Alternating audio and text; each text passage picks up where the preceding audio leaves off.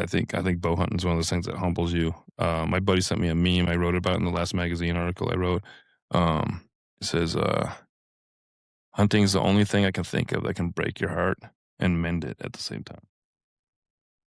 That's good, dude. Yeah, I liked it. That's And it was just a really picture good. of like a bull elk like bedded in the trees. Yeah. And just right above him. It was Yes. perfect. But like it is. It's just one of those things that, and like we talked about those moments, and like your life's gonna change.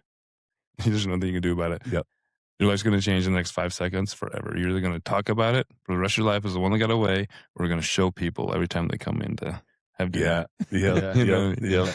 And so you and I both have a story about the one that got away, Yeah. but we can show But you. we can show exactly. So It's just a great reminder, right? And Mhm. yeah, man, it's and that's the best part. We've tried and tried, and I think only people that have been hunting get sort of that relationship with the sport. And I've tried to explain it, and I think unless you go, you just don't know, right? You don't know that feeling, and so that's part of the point of what we're doing with Ruckless, man. Get more people to go do something that they're that's going to break their heart and mend it all at the same time. Yeah. And I love that. That's a great quote. Robin Hood and Little John are walking through the forest,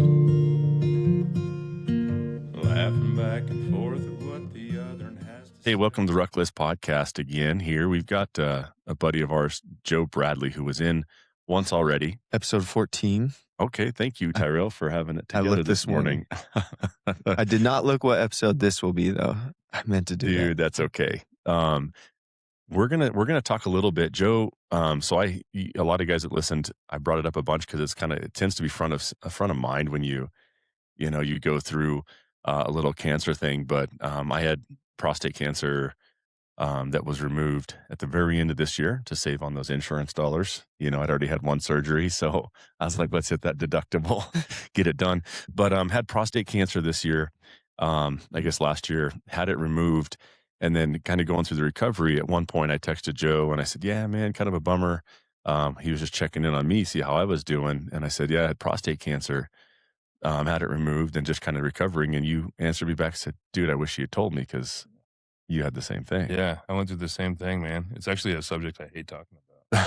So Joe, thank you, Yeah. because I asked you to come on and you said yes, and so that'll make a fun podcast today for you to hate talking about it and all of the things that come with that. And I know that it's not always fun for guys to talk about it, and I'm sure there's other guys on the other side of this that are going, I don't really want to listen to this conversation, but we'll try and keep it as fun as possible. And it's something that is hard to talk about, but Joe, you are great to have in because I think that, you look at you've got kind of almost full sleeves. You're getting there, kind of that tough guy look, right? Yeah. And the same here, like I'm a big guy. Yeah. And I think when so much of your identity is wrapped up as men in being big, being tough guy, being strong, jujitsu, wrestling. Just being an alpha. Absolutely. Yeah. And then you get this thing that says, hey, you may or may not have prostate cancer, right? Mm-hmm. And I think we just need to jump right into that and talk about kind of that journey, and we'll just bounce back and forth. Tyrel, I think it'd be sick if you could kind of ask the questions that maybe everybody else is wondering about. But it starts with a blood test. Yep. And I think, were you taking testosterone and keep an eye on blood work and all that when you got prostate cancer? Yeah. And so I had a high level of PSA that they flagged. Same here. Yep. And it was high enough to where they were just like, you need to get this looking at now. Right. They tested me twice just because they didn't believe the numbers. They wanted to What was verify. your historics on your PSA and then your elevated? At my age that it was diagnosed, I was 40. Yeah. And the PSA level for a 40-year-old man should be, I think, in the threes. I think that's right, 3 or 4. Elevated in your 50s and 60s is expected. Yeah. I think in maybe the 5 or 6 range. But my elevated level was at 12.2. Yeah. And mine was not that high at all. Mine was, I had, 10 years of tests at like 0.7 Yeah. or 1. And then it jumped up to 2.5. And they said, let's just keep an eye on it. Mhm. Nothing crazy alarming here. And then it jumped up to 3.5. They And that's when they told me to get an MRI. the 12 was 12's disputed. alarming. Yeah. And so they retested me, and it wasn't as high, but it was through the roof. Yeah. And so it was something they needed to jump on. The issue was it was right around Thanksgiving. Yep.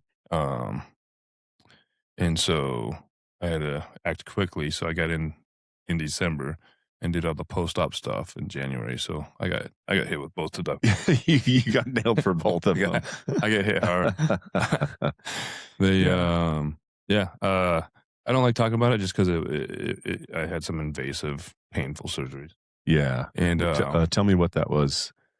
I had seeds drilled into my prostate. Not cool. Yeah. And my body ended up rejecting them. Uh-huh. After some post checkups. And so they had to do other stuff. they had to do something. They had to do other butt stuff. Yeah. You could drive a little toy train through my butthole right now, dude. And that's the part that's like, dude. So it's so embarrassing. It's the word. It's so hard too because I mean we talk about like that macho bravado, like the primal nature of us as men, anyways. Yeah. And especially someone like me, head coach of the wrestling team, play hockey, just have some rambunctious boys, hunting, fishing, lead a job site full of men, I'm senior superintendent and 200 men, and you're changing your diaper in the porta potty. Dude, thank you. Yes. You wake up in the middle of the night and you peed the bed. Yep. And it's something that's just so hard as a man, especially someone who has like a alpha stigmatism to him, someone that carries himself that way, and like nothing bothers me, nothing's wrong. I'll take care of everybody else. Just leave me alone. That it just makes you, someone says the word cancer and you freak out. Absolutely. Because, cancer just feels like a death sentence when people hear it for the first time, like you have cancer. So I didn't tell anybody. I didn't either. I didn't tell anybody. Mm-hmm. I kept it myself. And then the worst thing I could do was, research it myself. Dude, ChatGPT is your worst enemy. You press send on Google and we're all gonna die in about 7 minutes. Yeah. And so that was the worst. Dr. Google will put your mind in a Absolutely. Well, dude, and so I did the same thing. I did the tough guy thing, right? So the doc tells me, hey, you need to get an MRI. So I go down. I didn't tell my wife, which caused some issues. Yeah. And went and got my MRI, got the results back. They say, hey, we see some stuff in there, you need to go get your biopsy. And I waited until I didn't get my biopsy without telling her. I obviously I had to kind of come clean then, but it caused issues. And I don't know why I didn't tell her. Well, I do know why. I think it was just probably that tough guy wanted to be proud. Yeah. It's probably not a big deal.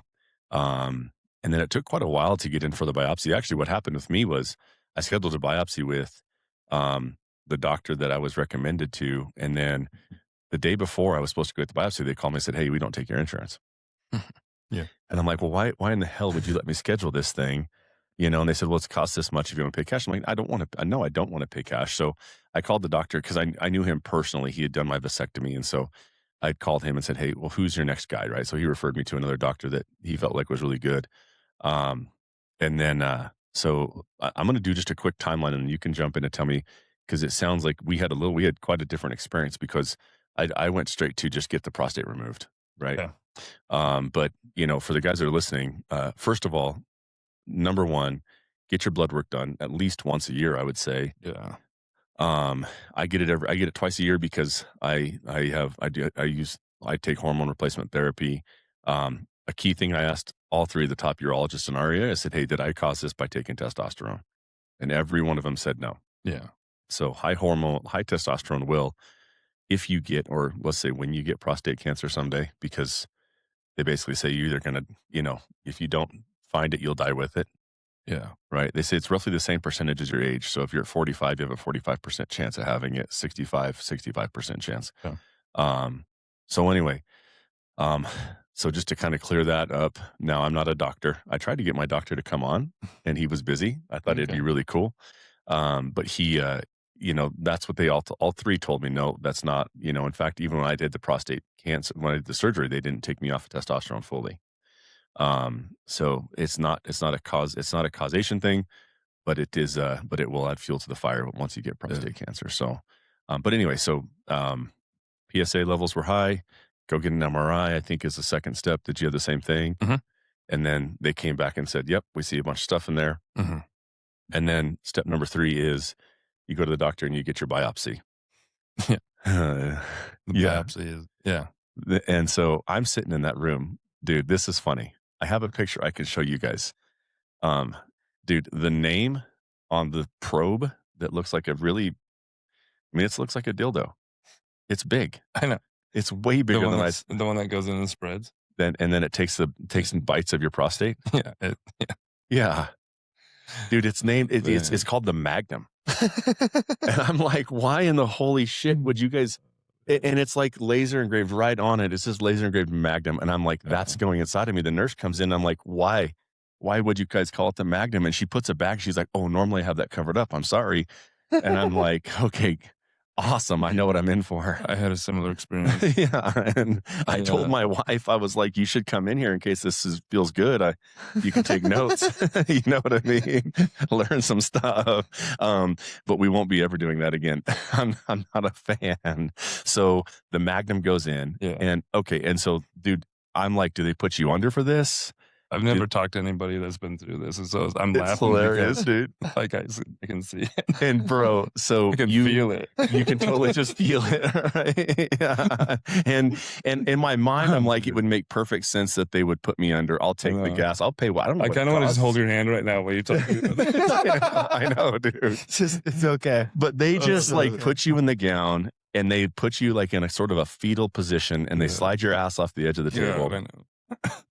And that's it, dude. No, like local anesthesia, no like numbing cream. They don't buy you a drink. They don't buy you a drink.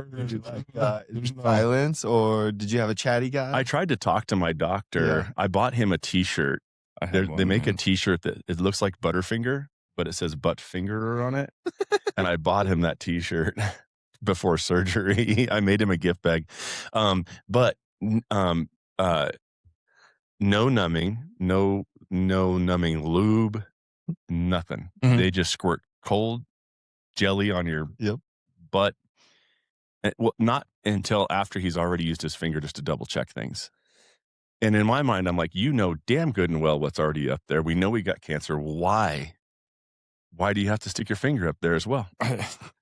You know what I mean? I'm like, we have imaging for this now. Like, we don't need the finger's not, well, whatever. And he's the professional. In my mind, I was like, you don't need to do that. He did it anyway. He's a good doc. And then comes the Magnum. Yeah. And, dude, that is, you were taking one. Yeah. I don't mind the finger. Well, in hindsight, I'd be like, I would rather, okay, life is about perspective. Because I got to go. So I got to go in and for the rest of my life every 6 months and get my blood checked, just to keep the levels. So you got to check it. Yep. Yeah. Because your body can reject it or it can come back. And so every 6 months for the rest of my life, I got to go through and, question, my hands in the air. Nobody can see this, but I'm not quite 6 months out. So do I get a finger every 6 months now? It's not a finger. It's just blood work. Okay. But I can handle blood work. I'll take a needle. Yeah. But I thought it was, they're like, well, you're going to have to come back every 6 months for the rest of your life. I'm like, I got to do this? Yeah. Like, no. No finger every 6. Okay, good. Good, dude. I thought I wanted a lot more years. Yeah.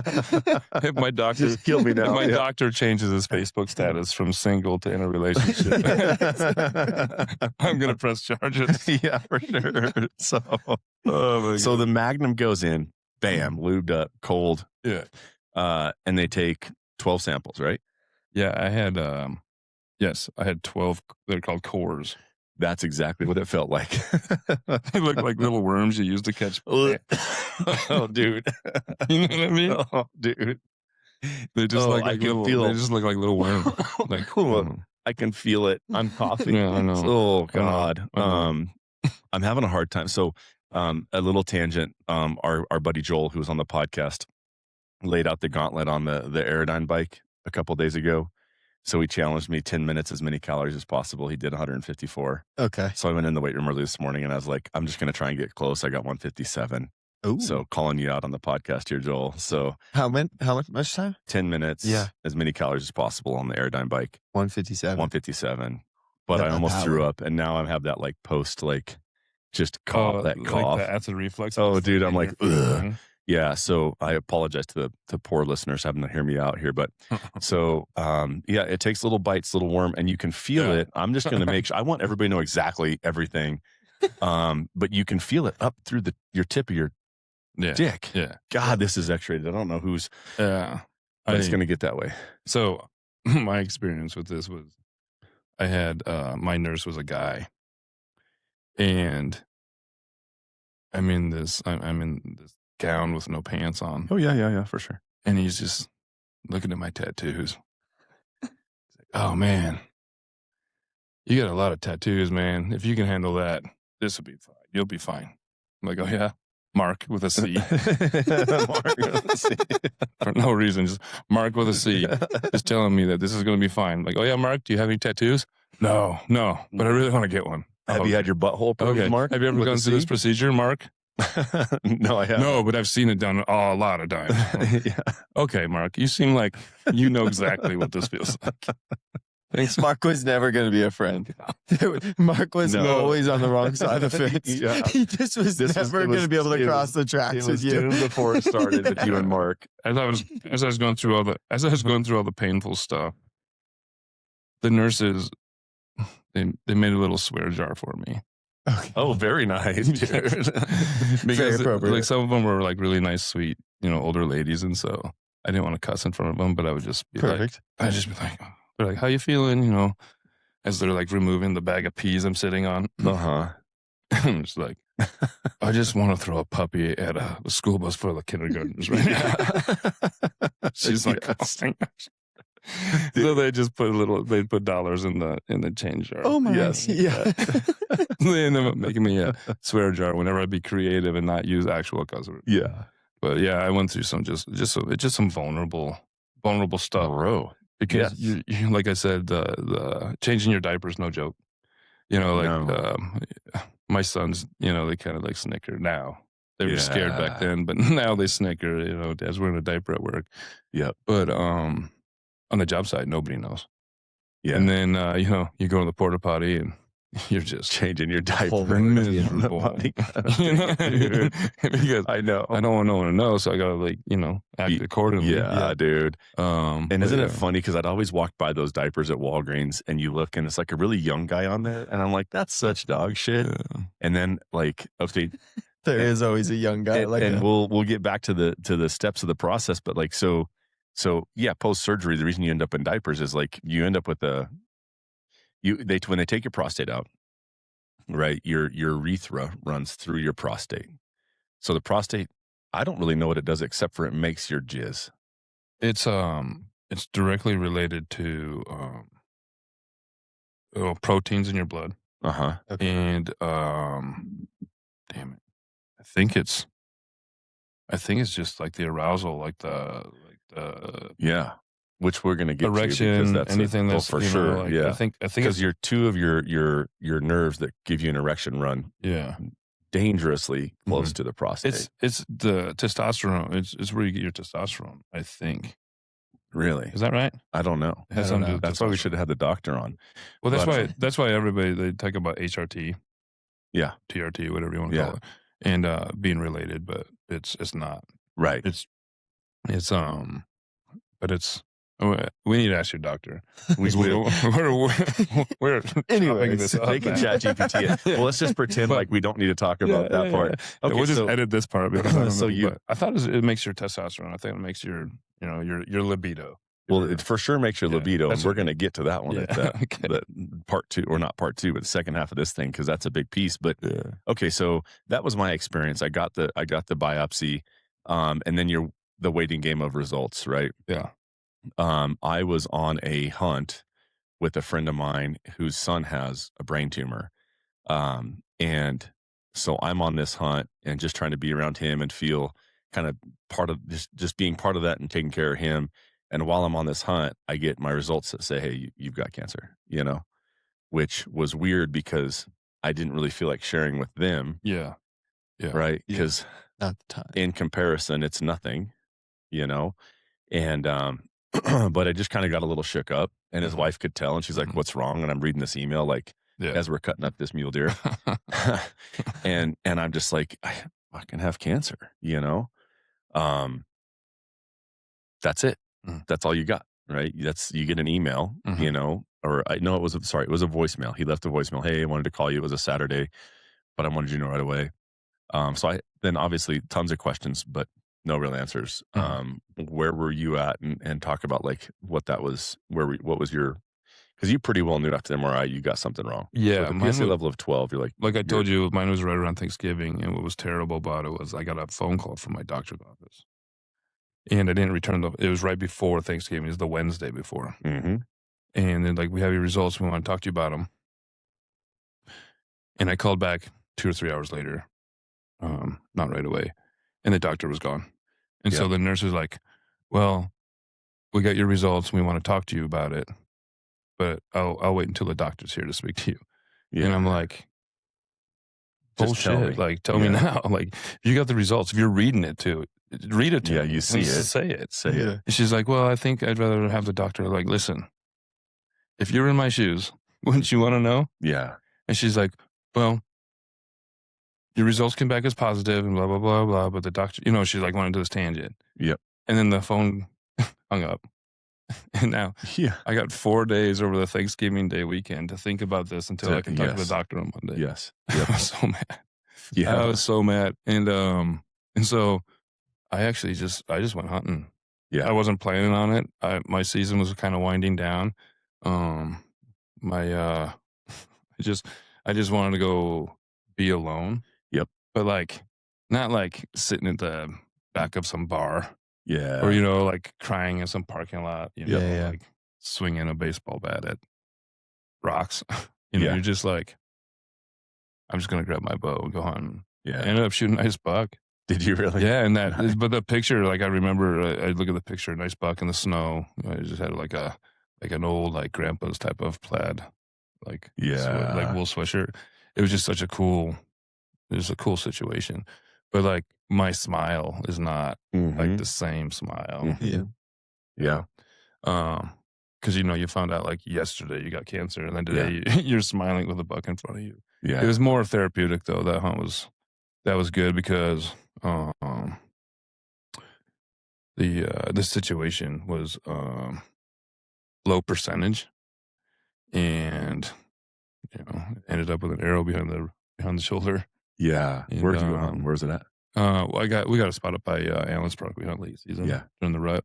Nice. It's actually a rifle tag, so we wear our orange like we're supposed to. Yeah. But I mean those muleys in the rut, Yeah. especially a big, thick-necked, That's the only. swollen, hard-horned buck in the snow. Yeah. just like, Is it that private? Is it kind of a private land? it's just late we've got season? we have property that we've Yeah. hunted for years. Yeah. That's the only buck I've ever shot with my bow was during rifle season as well. It's the same. I'm in orange and a flannel, and I had my rifle, but I saw him. I was like, I think I can get to that. I think I can get to that buck with a bow. Well, west of I-25, you got to do it with rifle because all the seasons are in September. You know what I mean? Yeah. You get east of I-25, there's a lot of whitetail units, but there's a lot of muleys out there too. So my dad used to just, we cut our teeth on late season muleys out east. Really? Yeah, and then we got property up in the mountains that they have that late season rifle tag. Yeah. It just lines up with the rut perfectly, Yeah. and you can draw it every year. So it's Yeah. just like we had. I mean, I don't know what topics we're going to stay on or get off, but It's we our had just an podcast. We'll do whatever we want. amazing mule deer season this year. Yeah. Yeah, my boys really impressed me this year. They both shot real nice bucks, and they did it alone. I wasn't even Really? That was cool. Both of them? That was cool. Yeah, that was cool because usually, I give them the route. I give them reminders before they take off. I give them hand signals to position them. I wasn't there to like make the decision on the shot or when to shoot or where to go or how to play the wind or Yeah. nothing. They both just executed. I didn't see their deer until it was at the end of a blood trail, and that's never happened before because usually I'm with them. How old are they? I got a 20-year-old and a 16-year-old. And they both, I'm always with them. Yeah, for sure. I'm always just, do this, do that, follow dad. Yeah. And it didn't work out that way this year, and They went out on their own, said, I got this. It was awesome. That's awesome. It was man. awesome. And then last episode, when I was here, we were talking about this bull behind you. Yeah. I did the same thing. This year? No. Yeah. Biggest muley I've ever had an opportunity to shoot at, and I hit him right in the shoulder. No. Like that arrow penetrated, just whack. He broke it on the next tree he ran by. And I've been on shoulder hits before. Yeah. And I was just I was disgusted with myself. 22 yards broadside. No reason I missed that shot. With a traditional bow, Yeah, though. yeah. Yeah. And I just smacked him right in the shoulder bone. And I followed blood best I could. I spent for a shoulder hit, and what I just felt was the situation. I looked way longer than I thought I should, but I Yeah. just had to look. Yeah. Yeah. And then I just dejected, just upset. Yep. And on the last day of the season, when my son shot his buck, it went to a part of I just went up a ridge and through a little ravine that not a lot of deer go, but his went there. The blood trail took us right to it. And right before we got to his buck, we saw a big pile of crows. Oh, no way, dude. And Oh, I turned that carcass over, and the rack was the rack. Beautiful, beautiful deer. Scored Sure. 181. Typical 5x5. Just a sweeping set. Just a beautiful, like Bambi's dad. yeah. Just a perfect specimen. And it's so sick because I fed that deer to the coyotes. Dude. Yeah. You So find, mad, You find so a chunk mad. of arrow in his Yeah. plow. So the arrow broke off, but the broadhead punched through the shoulder. Huh. Like all the way through it. All the way through? Broke right through the scapula. And I shoot heavy arrows. Yeah. And just 2-blade heavy heads. So it's possible, but I've never seen that on a trad bow. Punched through the shoulder, and I just had to be just one. He had just because it was tight. It was in there tight, and so as he was moving, I think he was just cutting that one lung. Yeah. And I don't know if he died that night or 3 days later or what happened, but Yeah. I'm glad that not a hiker found him or Yeah. the rabbits chewed him up. Mm-hmm. I'm glad that I got the rack to Yeah. take home. Yeah. That's just a But it's reminder such for a next season, huh? bittersweet. It's such a Yeah, it is. bittersweet thing because it's Yeah. such a beautiful animal. I fed him to coyotes. Yeah. I mean, it's the circle of life, and it's the the revolving loop of just nature. Yep. The coyotes got to eat too, but You talked a lot, like on the last one, about those moments, yeah, right? That are like stick with you. yeah, And yeah, it's like better or worse, you created that moment, right? That's sticking with. And then, to bring that full circle and have that piece is crazy, right? Because it brings it full circle and keeps that lesson up front, right? Dude, for sure. And for me, it's Because you're never going to forget that. Well, Brian found his a year later. That's a insane. year. It's That's insane. insane. I So found mine crazy. 2 weeks later. Yeah. But a year later is definitely a little bit more like aligned with the stars. It felt Yeah. really it Yeah. felt really weird and yeah, like definitely like what world are we living in here where this is happening? But at the same time, like, I hang him up. He's the only one I really keep where I can see. I don't have any really big bulls, but I mean I've got him in the garage. But this one's a reminder, right? And I always say it's like this, and I've got my bibs for when I tried and failed to make the Olympic team. And it's funny because I like having those reminders of like you need to go harder, you Yeah. need to train harder, Yeah. be more precise with your Yeah. practice, Yeah. and think through those things because it's the failures is what we learn from. I think more than anything, Absolutely. we don't learn as much from our successes. I'm right? motivated by failure. Absolutely, Like yeah. negative feedback just keeps me awake at night. So yes, like even in my gym at home, on the mirror in front of my bench, and then on a piece of paper above the bench on the ceiling, it says, "Do one more, you bitch, baby, you little boy, Yeah. do one more." Yeah. yeah, But I'm just motivated by like, I don't know. Yeah, I think Yeah. it's and bow hunting is like the best motivator. Tell my kids when they miss, I'm like, the best thing you can do is keep hunting. Yeah. Yeah. I mean, let's go miss again. Yep. Yep. Yep. I mean, Yep. like it's part of it. It is. Like you got to yeah. plan for perfection, but prepare for what's possible. Yep. And when you let go of the arrow, it's either going to hit or miss. Yes, and it's a trip, man. Like I had a psychologist that when you're training for the Olympics, if you go to the training center, they have counselors and things you can talk about, whatever. But one thing they touch on a lot is visualizing failure, and it sounds crazy because your kids are wrestlers, and who was the wrestler that won like his 4th national championship, and they said, are you surprised or whatever? He said, no, I visualized this thousands of times. Kel Sanderson. One of them, you could say any name, and Yeah. I'd be like, sure. But I remember hearing that story in high school, and it's just you're always taught to visualize, and you should visualize the successes. But it was a practice of visualizing those failures and knowing, like, okay, the world's not going to end if you don't succeed. Mhm. And now visualize yourself getting you back up again, Yeah. and going again and going again and going again. And it was really a trip at first. I was like, but it makes sense, right? Like you can try this and fail, and you're not going to die. Like you're going to be okay. And so, I've taken to that as well. Like, okay, visualize a miss.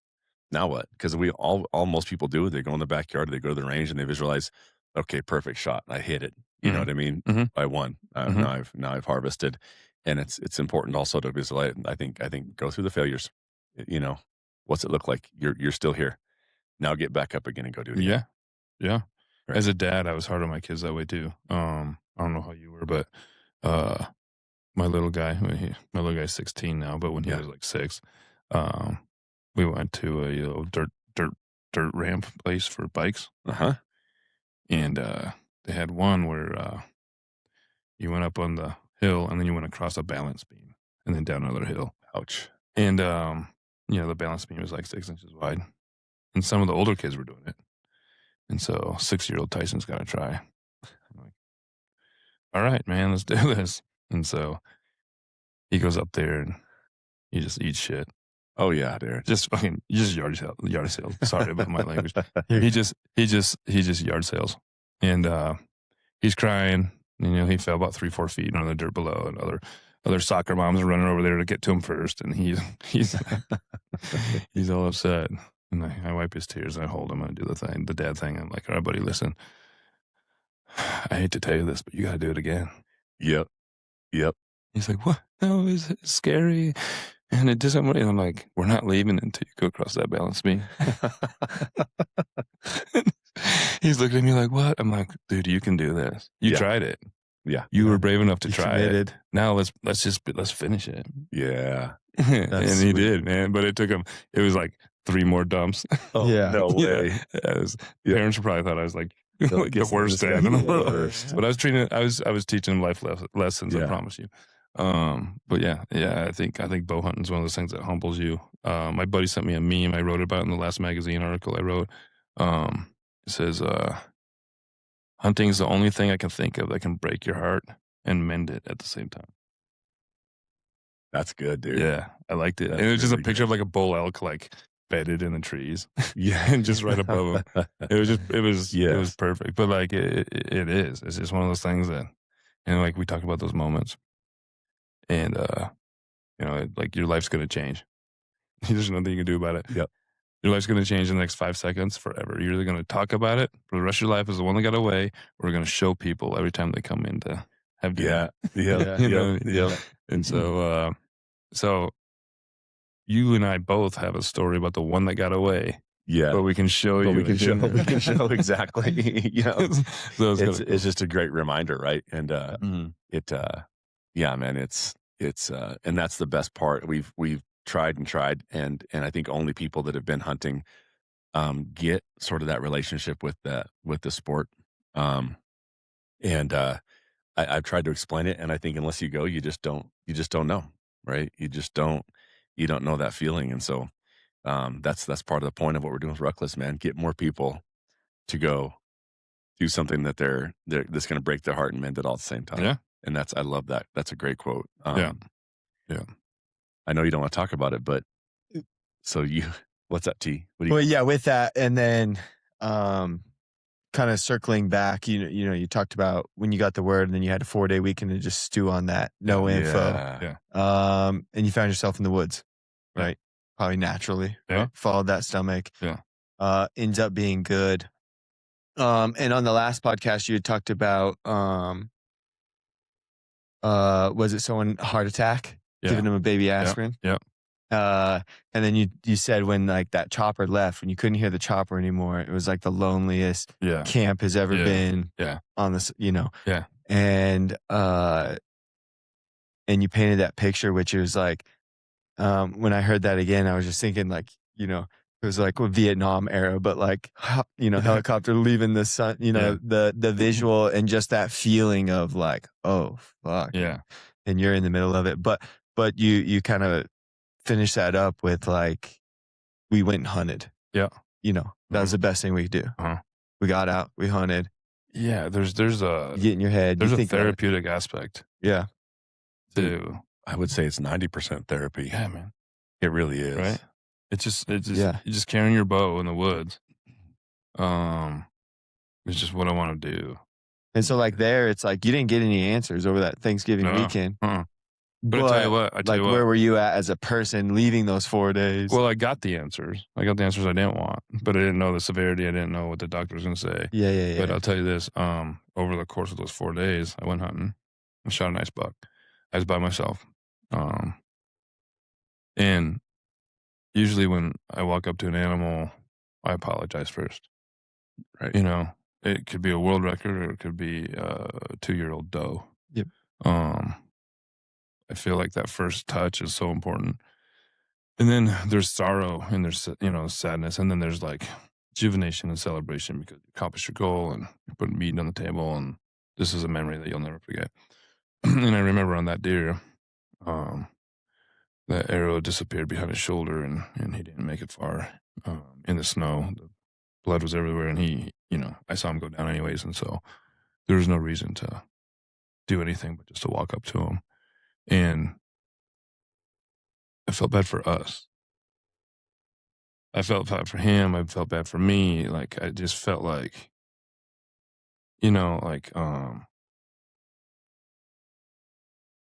life was unfair. Like, I was unfair to him. And cancer is being unfair to me. You know what I mean? Like, the world is full of uncontrollable pain. it was, but I'm not like a victim. I'm not like a victimized type of person. I hate that mindset. And I remove people from my life that are victims. I just don't understand that. I got a strong mom that's, she makes lemonade out of some shitty lemons and she's the last one to drink it. And I just don't like people that are patients, complainers, weak. You know what I mean? And I felt weak. I felt insecure. I felt, you know what I mean? And so in that moment with that deer, I don't know, like, like the celebration part was gone, but like the sorrow was still there. Yeah. And I just never forget it. He's on my wall as a story I've written in my book. I've read it 1,000 times. And I titled it Thankful Thanksgiving. Yeah. just because of the situation Yeah. and the deer that Were there um, tears? oh yeah, Yeah. yeah, yeah. And I remember sitting next to that deer for a long time without even putting a knife on him. Yeah. We just sat there in the snow and we just like looked at each other. And you know, I felt bad that he Absolutely. was Yeah. laying there, and I felt bad that I was sitting there. That you were sitting there and You know, yeah. it was just a low moment because yesterday I found out that I'm gonna die on Thursday, and my kids are gonna be orphaned, and I'm gonna lose the house. Yeah, Yeah. Yeah. all these things go through your mind, and, Yeah. and life just doesn't matter anymore. But I still had a tag in my pocket, and it was unpunched. Right. You know, Right. and so the natural thing to do.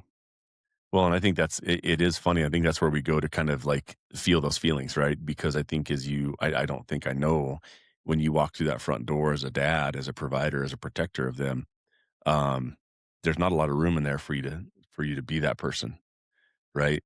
I mean, there probably is, but I've never really wanted to share that Yeah, I with the agree. kids, um, and you feel that all the time, I think in life and the struggle and just an uncertainty of things with whether it's work or Yeah, whatever it is, and it's really hard to find a place I think as men to go out and feel that, and I did a lot of that afterward. I think for me, with the prostate cancer thing, it was more after it was all done and I thought I had kind of been all cleared.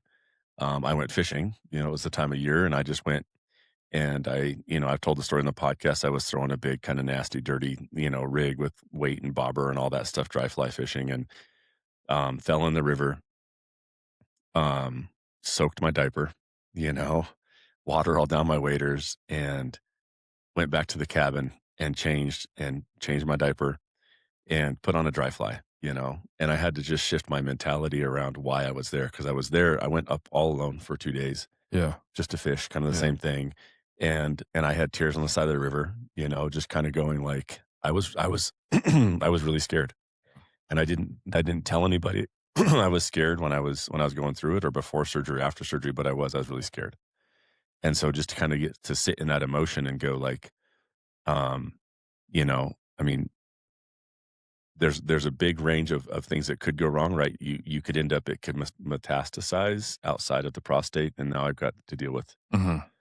cancer throughout. Yeah. Um, the prostate's out and maybe everything's okay, but also like, am I going to get an erection again? Hmm. You know, and what's that mean for my marriage? And you're thinking around as a man, uh, just this idea of like your relationship with your relationship with an erection, your ability to have sex, and that whole thing, and that for me was one of the scarier pieces Yeah. of going through it. And Hmm. so, I want to hear real quick because you haven't really told us. So you didn't go like I went straight to just have it removed. Hmm.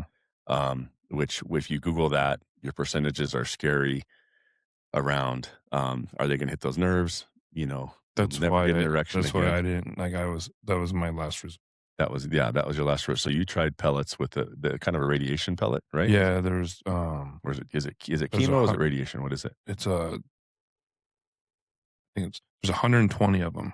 I can't remember. It's 12 holes with 10 seeds, or 10 holes with 12 seeds. Right. But they I guess they attack it from within or something. I don't know. And they put you under for that, hopefully, yeah? Yeah. Okay, good. And there's another story. I woke up. The nurse is right around Christmas, and then the nurse had dangly Christmas light earrings on, and she was just so chipper, so nice. And I had a diaper on. And I looked at her, I'm like, who put this diaper on me? Yep. And she's just like, oh, how you doing? And she told me her name. I was so rude to her. I was like, get me out of this diaper. Yes. Because, like what you were saying about the erection piece was the scariest part for me. But I didn't know it was going to be as painful as it was. I didn't know it was going to, I was going to be peeing blood and ejaculating blood and shitting blood for Yeah. weeks after. Yeah.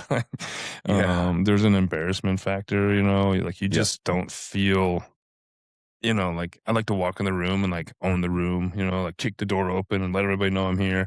And I just felt like such like just like you're not immortal, you know? Absolutely. Right? Yeah. Absolutely. Like I guess I can just be taken out by something I can't see. It's hard to fight something you can't see. Yeah, and that's You a know? crazy thing, dude, is it like even after the biopsy, when you ejaculate for a while, it's pure blood. It looks like a ketchup bottle. My my wife was like, "Hey, I need you to go do whatever you got to do to get rid of all this before you come see me again." That's disgusting. Yeah. You know. And I sent a couple of buddies pictures of it. I was like, "Check this out." It's And so they're funny. like, "Well, what am I looking at here?" I was like, "That's my jizz, bro." It's so funny that like even why would you say even through serious things in life, we're all still like 10-year-old boys telling fart jokes. It is gross and it's scary. And you're like, am I dying right now? My brother was messing with me. I had to go in for like some checkup or whatever. He's like, dude, it would be so funny if you just like stuck a little plastic army man up your butt and just don't say nothing. Just let the doctor find it. Just something, a little treasure. But like at the time in the waiting room, it's exactly what I needed to hear. Yeah. I mean, because I was just laughing. I'm like, man, I wonder if I could pull that off because that would be like how small of an army? Like just say nothing. Just say nothing. Be like, oh, I forgot that was in there. Yeah. Is that a grenade guy? Yeah. No, I think it's the guy in the walkie-talkie. He's pointing that way, that direction. Pointing that way. Go there. Yeah, we might have to file that. So you got the pellets, and your body rejected them. That's what I was. What's that like, man? Well, my PSA level was going back up afterwards. So it went from like a really high level. It was like 8 or something like that. And then it came down to like 3.2 or whatever. And they were happy with that. Yeah. And then in my next checkup, it went back up. When you had the pellets, did you have to stop taking testosterone for that time? I was on such a low dose, like a regulated dose. It didn't come up. I had to, did they talk to you about alcohol and, any other type of, alcohol and caffeine were mentioned, but testosterone, I never. Well, the alcohol, caffeine, or even like pop, any of that kind of stuff, that was for me, that was more related to having the urethra cut and sewing back to the that's bladder. right. It's the sugar, the sugar, like the glucose or something affects it. Makes we you pee need your a pants doctor more. friend on here. Yeah, we needed a doctor on, but nonetheless, so that your body rejected it, and so then step 2 was have the prostate removed, right? Yeah, or something they call a cyber knife. Where they remove some of it. Right. Yeah, I've had a couple of buddies had that done. Yeah, it's like sounds like it's like getting a tattoo in the same spot over and over and over again. Yeah. But there was a lot of and that I was surprised. Like prostate cancer is one of the most treatable. It is, and it's one of the most popular. Yeah. But I was surprised how many ways there were to attack it. Right. It's not like, well, you got to do this. No, you have these 5 options. You know. Yeah. It's like a vacation rental. They're trying to sell you. Yeah. You know what I mean? Yeah. Like, make your choice wisely. Yeah, totally. Yeah, just want to remove it. We can go straight for removal. Straight to removal. Yeah, we can put on a necklace for you. We can bronze it. No. Yep. And that was it. And for me, it was weird because it wasn't terribly aggressive, but it was kind of throughout the prostate. And so he was just like, dude, I would just tell you, just get this thing out. Yeah. Right. And luckily he was confident that my doctor was like, hey, I'm good at this. You know, I've done a lot of these, you know, and I think then for me, for sure, this question was like, what about erections? You know, am I going to be able to, have sex again after this? And they don't make you any real big promises, right? He says, I'm pretty good, but we'll see. Yeah. And so that was Tough my job. Dude, for sure. And that was my scariest thing going in is, I had robotic, and anybody that has it, if you have it, do your homework, make sure your doctor's good. I don't know what else to say, right? I mean, I called the other docs in the area, said, is this guy good at what he does? They say, yeah, he's one of the best. So, but yeah, I mean, it's just, for me, that next step was go have it removed. And they don't, thank God, go through your butt again on that one, right? It's laparoscopic through your, I think I have what, 4 or 5 holes. You know, there could be one big incision on, for me, it was on my left side here, where they took it out. And then the others were like the robot arms and cameras or whatever the hell else goes in there. And then a big kind of a pus port, that tube, you know. Prescription. It is, I don't know. You're the medic. I don't know. Yeah. So, but yeah. So once you go through surgery, it's gone. Yeah. And then you've got a catheter for a couple weeks because that catheter goes up through your urethra and acts like a cast from the inside, right?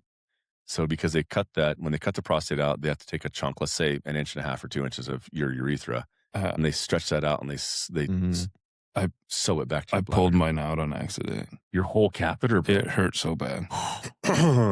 No, not okay. Did you step on it or what? That was my biggest fear. I stepped on it. Getting in the shower or something? No, I got up in the middle of the night. And Yeah. I stepped on it and Oh, dude. I thought I blew the end of my dick off. That'll wake you up. You would have. It has a bubble on the end of it. Yeah, it's like when you put a hot dog in. I was just like thinking it's like a hot dog in the microwave too long. It hurt so bad. Like I was on my. Did you put it back in? Not you. Did they put it back in? Put it back in. Oh my god! You just go in right away. What? Like go back in. Oh yeah. Put it in right away. Yeah. Yeah. And they gave me all the they told me like, make sure you don't treat this. It's a real fragile situation. It very much is. Yeah, it is. Oh my god, dude! And that catheter has like an so ace like band-aid, not ace, like a strap. I had that thing strapped so tight to my quad, like I was like, I do not want this thing getting pulled on, like dude. a tennis elbow strap, like that. Yeah, basically, yeah. And it has a little clip that the catheter clips to, and then it goes. You have like your nighttime bag, which is really big. Right, and then you got your daytime travel bag. Did you have a little kit? I had a little kit to put on my nightstand when I was sleeping because yes, you could wake up with all kinds of stuff. Oh, and sneezing was a problem.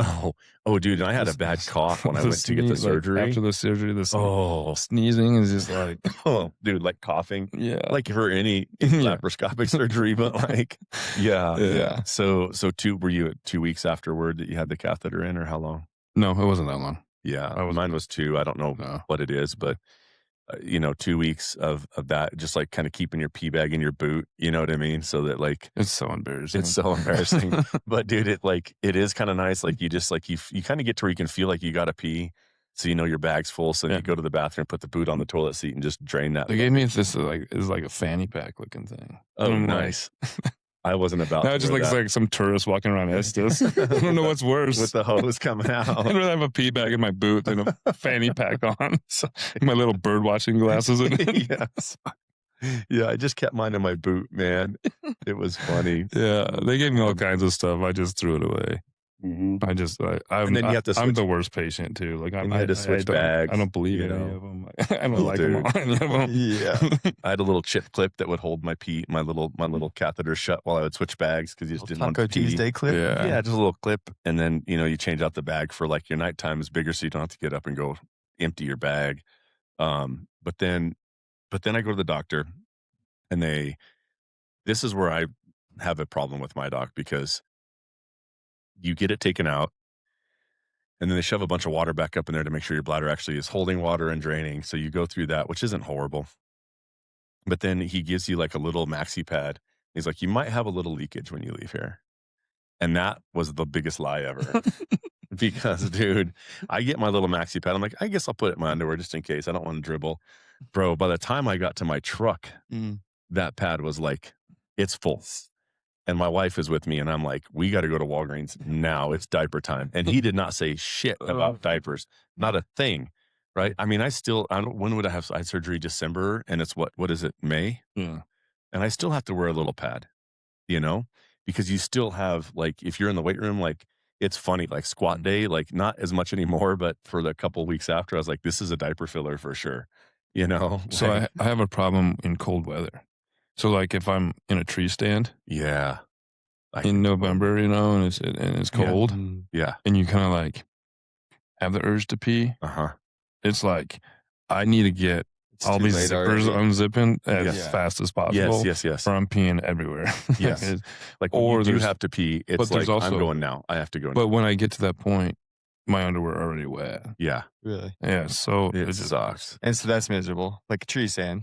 Yeah, and you First can't time, like right. you go. You're like, Or you're at work in a you're meeting and "Frick, like I've you have to be. been dripping for the last 20 minutes and even Yeah. know it. Yeah. Yeah. Yeah. Yep. Yeah. The diapers are the thing that's like, there's like the two pieces, like the diapers and then the erections, which, you know, you kind of are in like right after surgery. I don't know how It's long. like winning the lotto if you don't. Dude, It's like Just when waiting. the there's first Is it gonna time, work? I think they Yeah. said there's like there's like 32% chance that it's going to affect you or something I read. Yep. Mhm. The nerves or whatever. But I'm like, that's still like 32% too high. I would venture to say it's Way too high. it's 100% chance it's going to affect you in some way Absolutely. I was talking about the ability to get erections at all. Yeah. Right. So, okay. Yeah, So I'm for like, those that's of us that 30, landed in the 30, like 3% sounds Yes. better than 30. Yeah, it Yeah. does. For the 68% that do get erections again, Yeah. like I don't know. They say that eventually you can get to where you don't need anything, but like they for sure just send you out the door with like your Cialis prescription and Yeah, I got one for something I don't know. like it's Like, either Blue Chew. there's two that Sildenafil was or something? sildenafil. Yeah, Something. sildenafil is the one that acts really fast, and Cialis is like a 2-day, Yeah. and so it's like Give yourself a window. Yeah. It gives you a window. I'm like, I'll take all of them, and I just, you know what I mean. So I once want all of it. I just give me it all. I don't care. I'll throw the whole fucking thing at this. Brian Trainer died doing what he loved. Yeah, exactly. just full heart attack. But, Well, and they say like but hard as a rock. no. And they say sildenafil is like it can hurt your vision, and I'm like, I'll just go till I need glasses. And So then, we know what we do with that. like, I'm like, well, Doc, give me a better. I just need better glasses. Yeah. I'm not going to stop this. But it's but yeah. So it's but so the diapers were the thing that for me initially I was like, this was bullshit. They said nothing about Yeah. this whole pee your pants thing, and dude, it's like you already went through this like, you know, this masculinity thing. Yeah. And then you kind of, now I'm putting on a diaper Yeah. and you're walking around, you know, now you weren't married. You had a girlfriend or you're in the dating world. Yeah.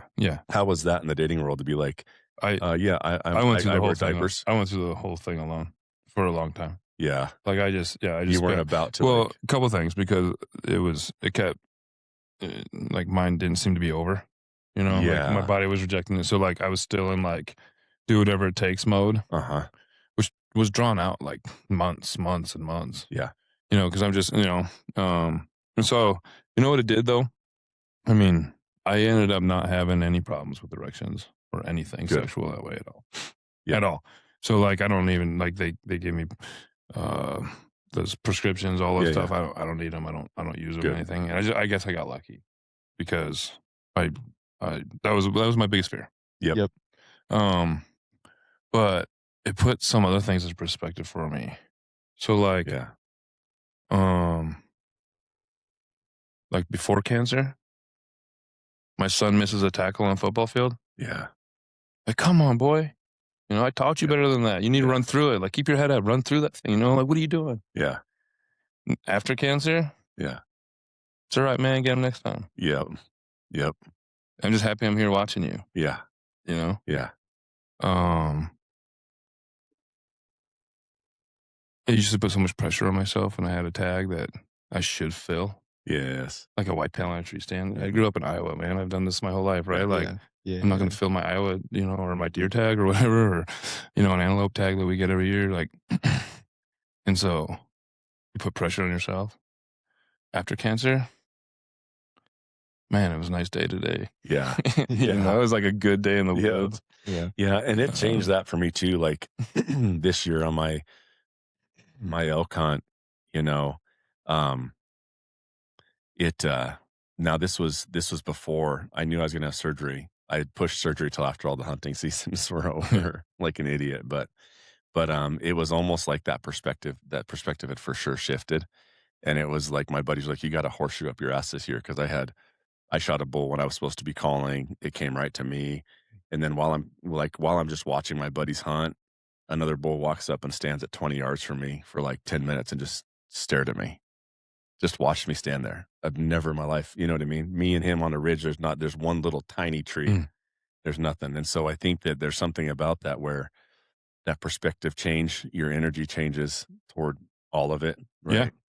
right? But yeah, I completely agree. But it does, man. It makes you shift.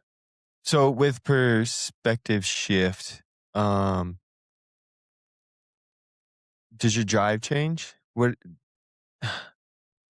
like, because I feel like you get probably a shift of like wanting to do more, wanting to achieve more. Like my time is short. Mhm. Perspective, though, you know, the little things don't matter as much. How do you balance both of those? I guess. How did that like to?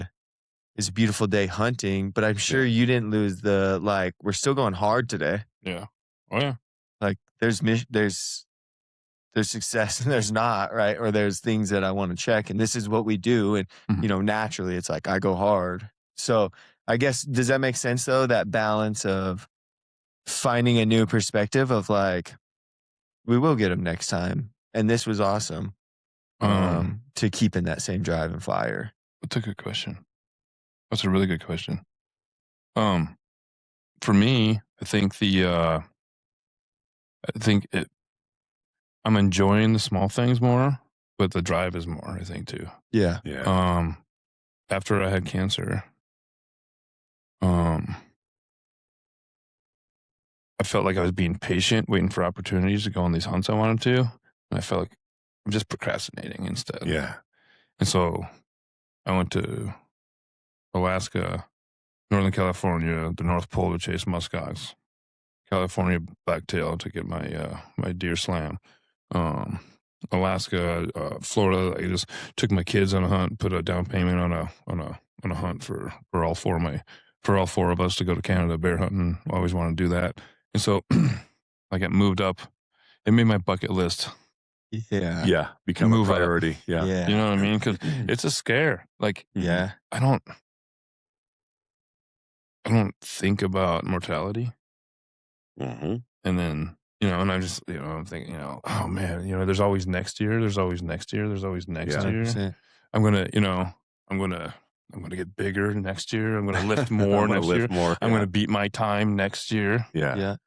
That big one's not gonna get away next year. Yeah. And when someone says you got cancer, there's no more next years in your mind. Yeah. You're like, what? Immediately roadblock. Yeah. You're like, oh wait, yeah, I'm gonna die someday. Yeah. Yeah. You know what I mean? Like I don't think about that. I ride my motorcycle without a helmet. I drive my truck without a seatbelt. Just go to the store, don't even think about it. Yep. I-25 is a little bit different. Yeah, that's a But- whole. yeah. Yeah. Yeah, dude. But I'll jump on the bike, for date night or just run around Yep. Horsetooth or, and don't think twice about someone Right. taking me out, right? Someone says cancer and all of a sudden, like, you throw away all the cookies in your pantry. It's just- 100%. You're like, okay, I'm sorry. I get it now. Yeah. I won't drink anymore. Yeah. 100%. Well, and that's Yeah. like I think, so there's like the little things that are bullshit that definitely don't matter anymore. Yeah. And then there's also the little things that become really big things, right? I think those little moments, whether it's with a friend, that cup of coffee, sitting with your kids or time with, for me, like with your wife or significant other, where I think that the little things become the really big things. So it's both. I think that you get clarity around what's bullshit. It Yeah. forces you, and then what's not, and then you elevate those little things and make them. You realize just how important those little things are, right? And so, even for me, just getting to walk. I said this in the last podcast 1 or 2 ago, like because I had foot surgery and I had that prostate surgery in the same year. Like there was in a 12-month window, I had probably the foot was a lot longer, but out of a 12-month window, I probably had 4 to 5 months where I was in a recovery phase of not getting to be, this big masculine man. Right. Right. And there was one time my daughter was driving me and some dude passed us on this road coming out to our house. It's a 2-lane with a double stripe. There's no passing. Yep. Oh, and this guy comes up behind us, big truck, riding her ass, and whips around. And I'm like, I will fuck him up, Yeah. But here I am, like I'm in a cast. I can't even walk without a Scooter. crutches and canes, Yeah. you know what I mean, or whatever. And you kind of realize, like there's, you know what I mean. I have to just shoot him. You know what I mean? Like you're gonna fight. I'm gonna fight dirty because I don't have the ability. But like for me, my identity has always been so wrapped up in my ability to Yeah. do things, right? Oh. And be just like virile and strong. Mm-hmm. And then you add on top of that with the prostate, like, okay, you might not you might not get erections anymore. Wiener might not work anymore either. Yeah. And so it's like so many identity kind of like crushers in a year for me. Yeah. That once you can come back and feel good again in that way, it you really, really appreciate just even walking up a hill. Yeah. I've never celebrated a morning wood as much as I do now. I wake up and I'm like, yes, it's there, and and to touch on the erection piece, like I don't know with certainty, it does work without having to have Cialis or sildenafil or whatever it is. Yeah. But I have a lot of fear around like performance, and just like, I want to be able to feel good in the bedroom with my wife. And so I still supplement, with that. Whether it works really well or not, I don't know. True. I haven't really You got to test those waters. wanted to risk it. And as a married man, you don't get that many at bats, you know what I mean, in the bedroom. And so I'm like, this is my one shot this week. So it's like insurance. So I'm like, I ain't risking it. You know what I mean? I don't know if it works. I'm throwing the whole book at this thing because like, I don't know when I'm, it might be a little while Just before. tape some popsicle sticks. Dude, yeah. Oh, trust me. So, Yeah. okay, another question perspective then, where we all started with this was erections and stuff. And so biggest fear going into it, you made choices early on with that in mind, right? Oh, I did. Yeah. Yeah. It was last resort. I wasn't going to do anything. If I could have taken a pill for it, I would've. So that being the biggest fear, like if this never happens and then living with that, waiting, getting to a point where you're back, perspective change with that, would it be the biggest concern if you redid this again? Or did you guys learn that like, I don't know.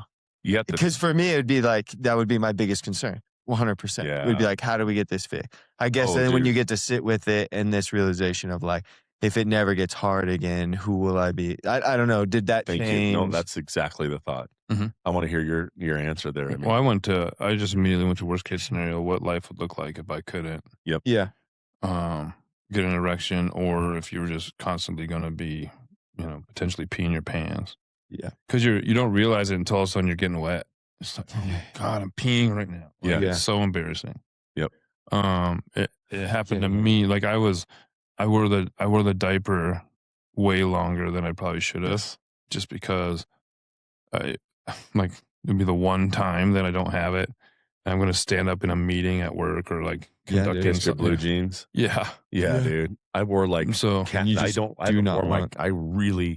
I just recently started wearing khaki pants because I wear like these Kuhl pants and they're like they're the very worst thing for a pee spot. You know what I mean? Like if you're gonna see it, you're gonna see it here.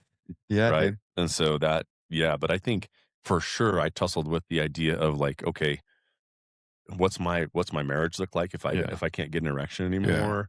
And like, how's she gonna see me? Like, she was cool. She's like, we'll be fine. Yeah. I got you. But I'm like, but is she really? Right. You know what I mean? Is she? I got on a really chat okay? room.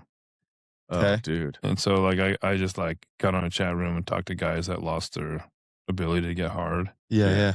And you get like guys, the support of, oh, my wife's been great. And then you get the one guy like, yeah, my girlfriend left me. Yeah. Yep. So he's like, I basically I don't go to the gym anymore. I lay around, play video games. I don't have a girlfriend, and haven't had a girlfriend in 3 years. Yeah. I'm like, okay. Like, why try? I'm not doing any of that. No. And then for those most extreme though, there's like mechanical pumps. You know what I mean? For those, I I guess it's just they make like a where you can just go, hey, you got an erection just with the push of a button. It scared the hell out of me.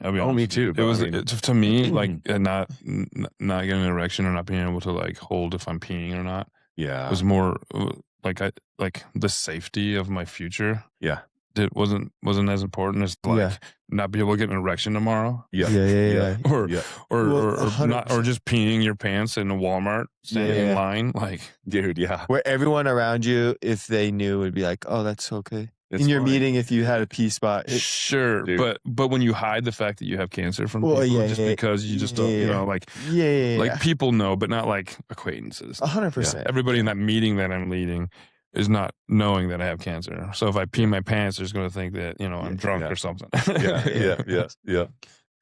So yeah, it scared the hell out of me, man. For sure. Yeah. Like I was, I just thought about, and then the options for me, I said, last thing for me is removal. Yeah. Because I was considered young. Yeah. Is, How old were you? 40. 40. Yeah.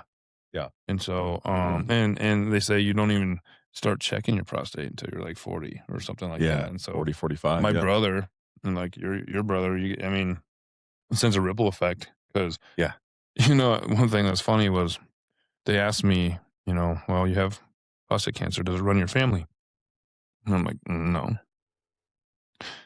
And then, my mom, after, called me, she's like, well, the doctor say, what's going on, And they said, he asked if we have prostate cancer in our family. She's like, well, yeah, we do. Right. Your cousin had it. Your uncle died from it. Like, your great-great-grandpa was the first one to ever test. Apparently it just runs rampant. Our family had no clue. Exactly. Yeah. I'm like, Mom, this has been great information. Yeah. But so my brother, he's 6 years younger than me. So he's getting checked regularly. Yep. My dad getting checked regularly. My boys will. It's just too easy. I mean, we have there's a marker for it. It's very obvious. And I think for me, by having done it for 10 years prior to that, I knew kind of what my baseline was. And so that's what I tell guys. And I had a buddy I told, he's 47.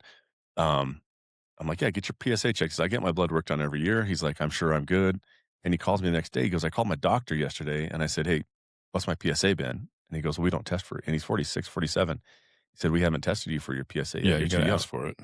And he was so pissed off. And he's like, it's just not that hard, but you do have to ask, right? So you can go get your blood work done. More than likely, Tyrel, at your age, they're not checking your PSA. Yeah. And it makes no sense why they wouldn't, just knowing how common it is and how treatable it is too, especially if you catch it early. It's like, yes, our worst case is you remove it and you do dance on the line of like, an erection again. But, I think going back to like just that process of, for me, having to think about like, okay, who am I as a man if I can't get an erection anymore?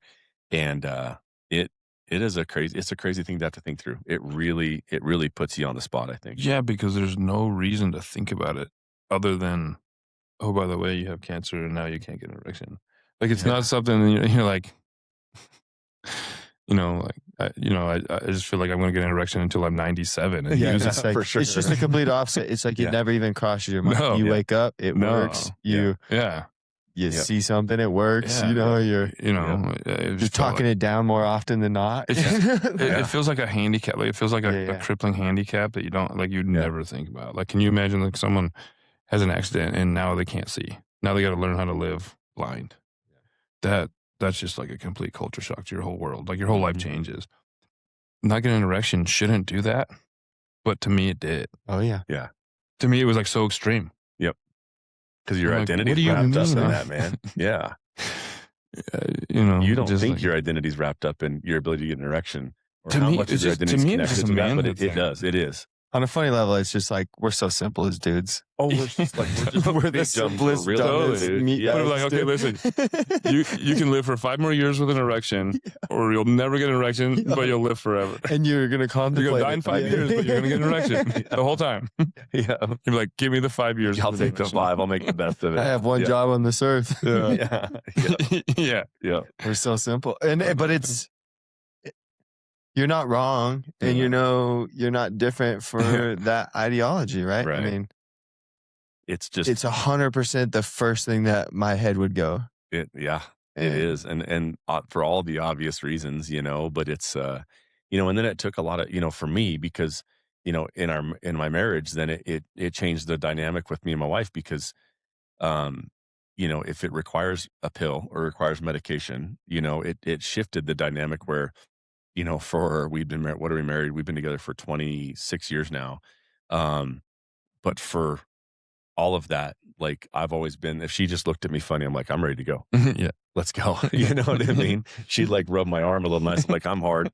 You know what I mean? Like, It's like such an extreme the other way. Oh yeah, for sure. It's Like, it's just like she didn't wear a bra in the morning. I'm like, let's go. She's like, you are the worst, And then to shift from that to like me having to kind of have her go like, I need her to predictively know she's going to be in the mood. Yeah. You know, because You she gotta never had to take a do pill. that. I was just always in the mood. So she looked at me, and if she decided it was go time, then I'm like, yep, boom, we're ready. And then to shift that to now I need you to tell me, okay, hey, you know, take a pill or whatever. And so that was our rule, was like, all right, you need to tell me. I'm just not gonna, you know, because I don't really like them. If you took them, it's like they give you a headache. They make your eyes feel like they're gonna pop out of your head a little bit. And so I was like, hey, I don't want to take these every day like a multivitamin. Just give me a heads up. And our first, let's see, it was Valentine's Day, so it had been like 2 months after, and I was definitely like, I required, you know, the pill. And but she hadn't told me to take one, and I'm like, just being respectful of like kind of what I thought was our rule set. And so we get home, and she's like, you know, kind of coming at me. I'm like, hey, I didn't take a pill. You didn't. And these things take time. You know what I mean? And she was so pissed. She's like, why wouldn't you take a pill? It's Valentine's. And I'm like, I don't know. Like, I thought we had this conversation. I'm learning. You know what I mean? And I guess I'm like, I guess I'll just make some assumptions. But, you know, for 23 years of assuming and chasing, and then, you know, her kind of going, you got to quit chasing me so much, you know? So it was this, you know, because, you know, in a marriage where, you know, you're a horny dude all the time, you become very annoying. You know what I mean? Like, hey, leave me alone. Give me some space. Right. And so to switch that up now to where like she's the one that has to be initiating that conversation, it took some getting used to for us, for sure. You know, and so that was another little challenge of just like, it changes the dynamic of the marriage altogether, you know, in the relationship. And so that was a funny one. But yeah, it's I don't know. I mean, I wish I had, for anybody that's listening, that's asking, like wondering, I don't. You didn't have any issue at all. I talked to a guy on the phone the other day that has not gotten an erection in 3 years. Oh yeah. You know what I mean? And he's older. He's like 70. He's like, I don't even care. Oh, yeah. You know, he's like, I'm fine. Well, that's what they And I'm said. like, dude, he's like, I don't want to take the pills. You know, I'm like, why wouldn't you, man? Yeah. You know? High PSA is expected like in your 60s and 70s, but at that time, if something happened, they would, you know, they'd probably just remove it. Yeah, that's kind of your. Yeah. But being 40 years old, you're thinking. But dude, even still at 70, like I refuse to die. Like we had some old gentleman on here who he was a, oh man, what's his name? He's part of the CBA. Old, like Paul Nabar. Yeah, we had Paul on, and like Paul's like, he said to wake up every morning, I don't let the old man in, you know? And I mean, that goes for everything, you know, as far as I'm concerned. I told my wife, I was like, if I live to 90, be prepared that I'm gonna think you're hot when I'm 90 and you're 89. Like, I'm gonna be chasing still. Like, I will not stop till the day I die. I mean, I'm just not gonna stop. There's no such thing as there's no rut for humans. No, it's all full-time rut. Yeah. But I think in your mid-70s, you might think different, right? Like, of how that's gonna. Yeah, I'm sure. But at 40, it's like, I got 40 ahead of me. I'm halfway. Yeah. I'm not ready to give up on. But has it changed your drive at all, though? No. Yeah. No, I got, like I said, the sexual consequences that other people have experienced, I didn't. I feel really, really lucky. Good. Because everything that I've read, and, you know, there's some sort of something. I will say one thing that's happened. So it's been 6 years. I'm 46 now. Yeah. It's been 6 years since I went through all that. And the only thing I'm dealing with now is my pee frequency. Yeah. I can't stop peeing. You know, Yeah. It's like to the point where it's annoying. Like I just peed an hour ago. I didn't even drink anything. And we're sitting in here. It's been an hour and 17 minutes, and you're going, there's a tree outside that needs it. Yeah. And I'm just like, that's the only part that is, and that's manageable. Yeah, that's manageable. Totally. But what I was told is that, you know, in some cases, the pee frequency just is so fast and rapid that you can't even catch it. Yeah. It's just like, oh man, and now I'm wet. Yeah. And that just sounded like a nightmare. Yeah. But I knock on wood, I mean, I haven't had nothing. And honestly, in hindsight, like for those guys listening, like the diapers are pretty comfortable. Like they're not that bad. Did you get the paper ones or the cloth ones? I got whatever the nice. I got the gold. I got that high end Depends. Okay, they gave me some plastic ones or paper ones. I got cloth ones. I don't use them now, but I switched to the cloth ones because the paper ones sound like a diaper. Yeah, like a 2-year-old running around playing with blocks and stuff. Yeah, I was like, I'd adjust my weight. Yeah. I could, so I like adjust it really slow so people couldn't hear my. You crinkle. Yeah. Like the only thing I would change though is Yeah. I would actually like him to have the Velcro on the sides like a baby diaper, because Yeah. Gotta pop them off easy. dude, because when you gotta take change yourself, you gotta take your freaking shoes They don't off. and cut at shit, the like, side. like- that you can tear it off, but you have to put it on like underwear. Yeah. And so like I was changing my diaper into Buffalo Wild Wings, you know what I You mean? gotta go all the way. And you got to take your pants and clothes I and know. To everything. put all the way new one off. on, you gotta get naked, but to take it off, you can just rip it off. Yeah. Yeah. And so I went pretty quickly. They make a really thick absorbent, like big pad that you Yeah. can just put in your underwear. And I just went to that one pretty quick. And then you just wore gray sweatpants around Hobby Lobby. Dude, exactly. You're like, Just go to Target. check out the bulge. Go to Target with your diaper on and just kind of just do some lunges. Yeah, get deep squats with those things. In the bra and panties section. Dude, my buddy Jay, I told him, I was like, dude, I'm wearing a diaper, but it says it'll hold 30 times its weight. And he was so badly wanted me to take a shit in one just to see, you know what I mean? Like how they held, but it's, dude, it's so funny. But we'll all get there, dude. It's funny. I was listening to, who are the dudes that did the grumpy old men, like Robert Mathau and the other Oh, one. yeah. But Yeah. one of them was telling a joke on Johnny Carson, and it was like 3 old men sitting around talking about, like, the first one's like, man, he's like, I would give anything just to have a really nice pee, like just a nice solid, you go in, drain all the way, Yeah. finish I strong. feel that way. Yeah, exactly. He's in the second guy goes, I'd give anything to take a nice dump. Just a solid, just a good toilet, sit there, fill it, be done and feel good. The third guy's like, man, he's like, every morning, 7:30, I wake up. Or no, he says, every morning, 7:30, I take a beautiful pee.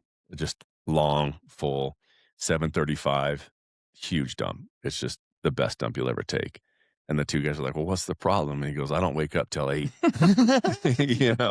And so it's like, and I watched that and with a completely different mindset now, because I'm like, I feel you, dude. Like those things are going to happen, like where you really are going to probably be shitting a diaper someday.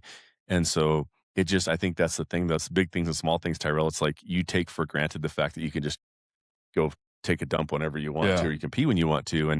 And like it's that way now. Like if I have to pee, like I'll be in a meeting and I'm like, you can't just like hold it. And it's like, I'm sorry, I got to get out. I got to go. I got to go to the bathroom. And so it's just, I used to only go to restaurants that I knew had like a locking door on the bathroom. Like not the bathroom that's got like the multiple stalls.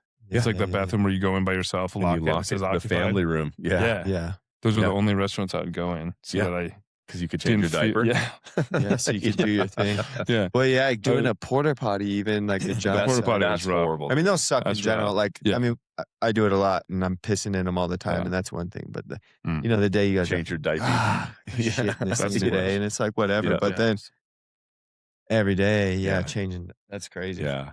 But I definitely like with the diaper, I was really open with my kids about it, and I kind of made fun of it because I wanted them to have that perspective a little bit of like, hey, your old man's not, I'm not indestructible here. Like I'm going to be gone someday. And I think it hopefully gave him some perspective of like,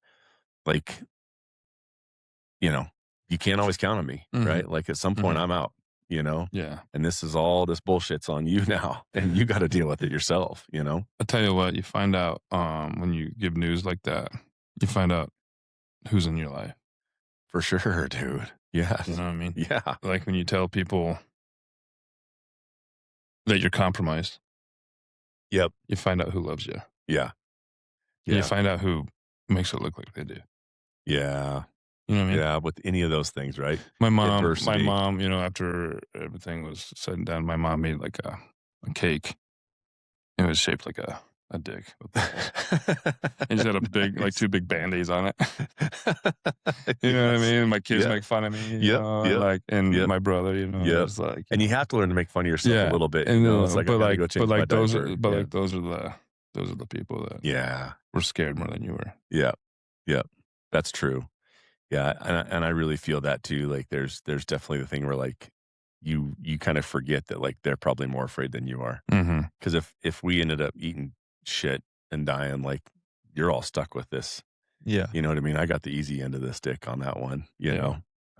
So, but it's, yeah, man, it's a trip. So, Joe, I looked at the clock and we're about the end of this thing. Yeah. And, I just want to say thank you so much for coming on, man. I know it's not that fun to talk about, but I really felt like it was important that we had the conversation just because it's something that we think we're invincible with some of that, and we're not. And I think it, as I look, there's very few people talking about it and just telling all the diaper stories and all those things. And so maybe for those couple of guys, just what to expect, you know what I mean, when you find that, how to keep an eye on it. And also, like, yes, there's things to be afraid of, but also, like, most of the time it's good, and most of the time you're going to be okay. Yeah. Right. And but it's a real thing, and I think it's just cool to be able to talk about it, and kind of hopefully dudes that are going through it can learn something from us and reach out if they need to, and ask those scary questions, because it's freaking scary. It is scary. Yeah. Very vulnerable feeling. It's super vulnerable. There's definitely things I was like, I do not want to say this into the microphone. Yeah. Yeah, you guys. Yeah. There's a little. It's better when there's two of us up here. Yeah, for sure. Well, just because there's there's laugh about the Magnum. Yeah. Man. Like when you talk about that, like I can feel it too. I can feel it. Oh, like, dude, I can still. I clench. Yeah, for sure. And that was like every time that was the thing too. You're like I was like worried about that too. I was like clenching down on that thing, like going, get out of there. Yeah. No, it's good. I'm glad that yours was caught early. Yeah. Oh, and that thank God. I mean, there'd be a lot of people upset if Brian Trainer wasn't here. So I know you got a family in there that definitely agrees with what I just said. I had a brother over there too that says the same thing, and it's there's other people that don't get it caught in time. Yep. Or they have lasting effects that affects their lives terribly. Absolutely, and I feel that, man. Like, I got a 14-year-old boy, and I've got a lot more to teach him. Oh yeah. That was a biggie. I felt was like I've got a lot of things I need to teach these kids still. Mm-hmm. And it made me think about that too. Is like, have I done a good job of handing things down? Right. Oh yeah. You think you got plenty of time to like be a parent, but when it's just like, if you died tomorrow, have you done everything you wanted to do? Dude, no, not even close. Yeah. Are you the dad that, you're like, I'll talk to her tomorrow? No, I'm not. It's funny. I had that last night. So my daughter had a track meet yesterday, so we're at the track meet, and my son actually got a ride from his sister's boyfriend. He went on his first date last night and went to the movies, and he's going on a date, and I'm sitting in the stands, and I'm thinking to myself, like, I haven't talked to him yet about how to be a man, and you know what I mean? So I sent him a little list of kind of last minute.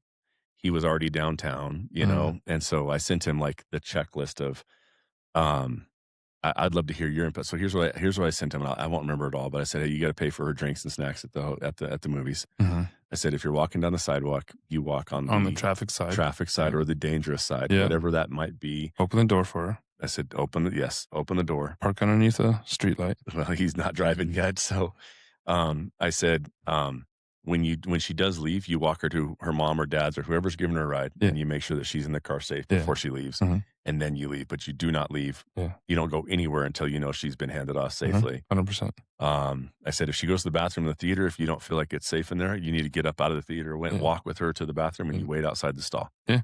Not outside the stall, outside the door. Don't go in the room. Yeah. We didn't get it in these 14, so I didn't get any physical, like, respect her space, boundaries. You know what I mean? All of that. But what would you guys add? You both have sons. You have a couple. I'm a big proponent. I mean, I'm a big proponent on protection in general. Yeah. So like, I would go into a restaurant, I got to face the door. Absolutely. I know where every exit's at. And I scan the room for faces. My wife thinks I'm weird for that. I do the same thing. I get the same thing. In old life, I was like, I don't know. I'll sit down at a restaurant and I'll look at every face. I want my back to the wall, and I want to be able to see the doors. 100%. I used to bounce at a bar in Fort Collins. And which one? I had a Trailhead.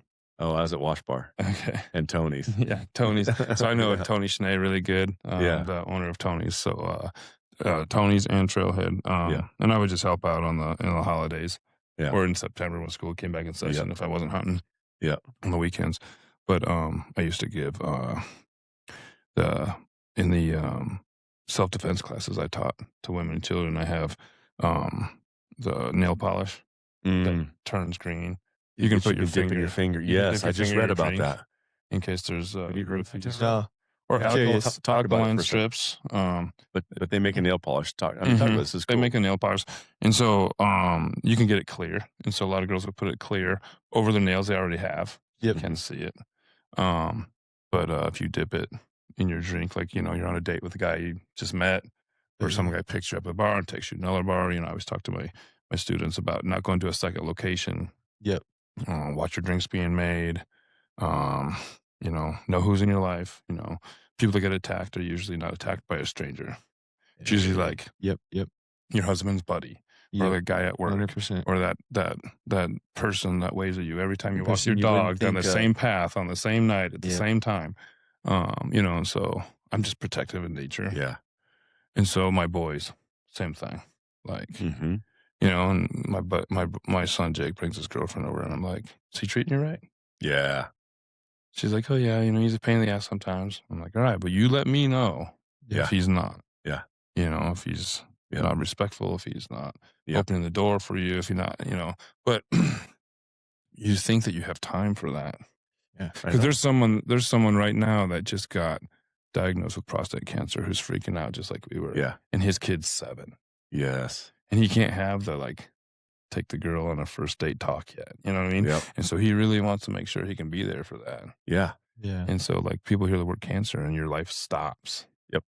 And Yep. the stuff that doesn't matter and the people that you don't need in your life, it just vets itself out. And that list gets long really quick when you think about, okay, you could, however old your boy is, or your son, your daughter or your son, does he know how to change oil? Does he know how to put air in a tire? Mm-hmm.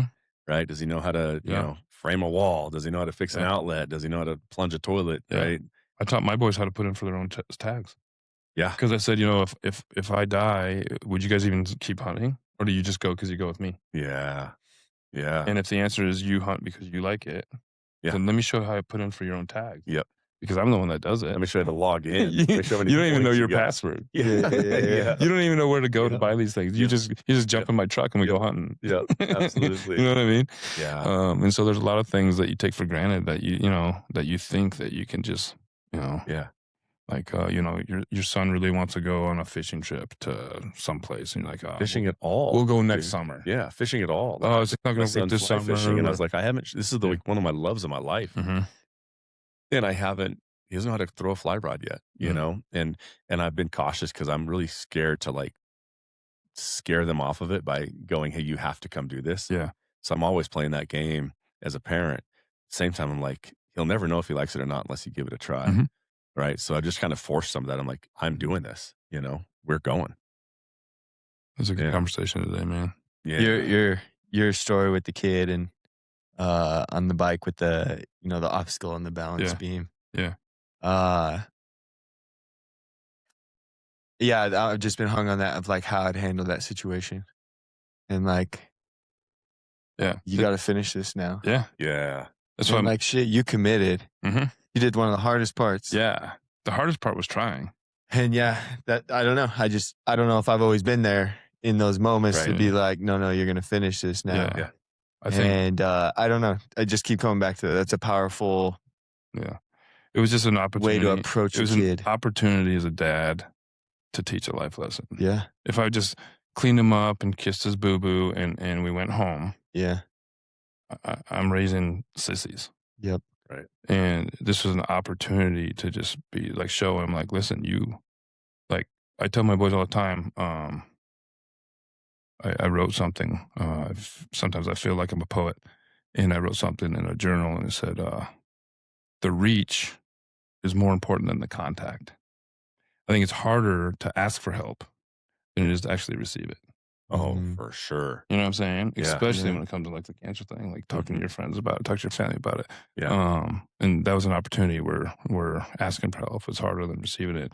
And my son, in that moment, I'm like, dude, you tried it. Imagine if you would have got it.